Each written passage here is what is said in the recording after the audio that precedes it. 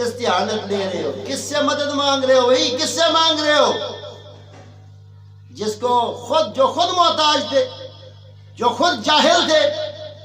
تو عقل والا ہمیشہ پڑھے لکھے سے سوال کرتا ہے، جاہل سے سوال نہیں کرتا۔ اور علم کی دستار جس کے سر آئی ہے، علم کی دستار یہ نہیں کہ دربا دربو دربت دربتا دربنا دربتا دربتما دربتم دربتی دربتما دربتنا دربتو دربنا، یہ علم کی دستار نہیں ہے۔ علم یہ ہے جو اندر سے علی بن کر، حسن بن کر، حسین بن کر، زہرا بن کر زبان سے نکلے، اسی کا نام علم ہے۔ یہ علم ہے بھائی۔ آپ نے علم جہاں سے شروع کیا اس کی بنیادیں، دربا اسامہ، ایک مرد نے مارا، دربا ان دو مردوں نے مارا، دربو ان سب نے مارا، مار دہاڑا ہے۔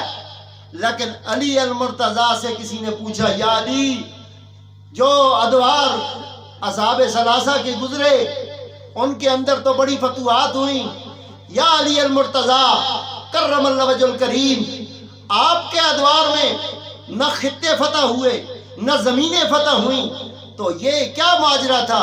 علی نے فرمایا، علی خطوں پر کم اور دل پر زیادہ قبضے کرنے والا ہے۔ علی کا قبضہ دلوں پر ہوتا ہے، خطوں پر نہیں ہوتا۔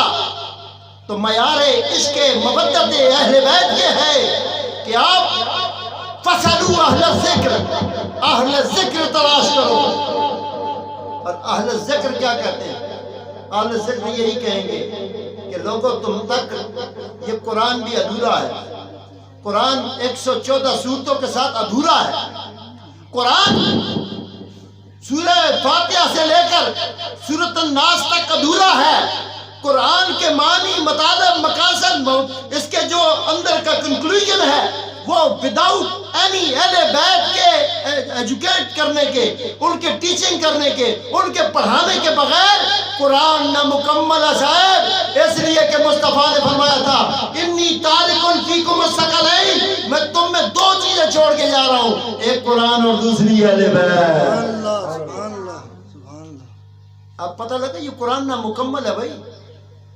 جب تک آپ کسی این بین تین شہیں سے پڑھیں گے قرآن تو وہ یہ ڈراتا ہی رہے گا، نہ پڑھیں آپ، نہ پڑھیں آپ، پڑھی کہ خوار ہو گئی سے مڑے کو پڑھی، جو میں آکساں وہ پڑھی۔ تو جو کہے گا تو پڑھ۔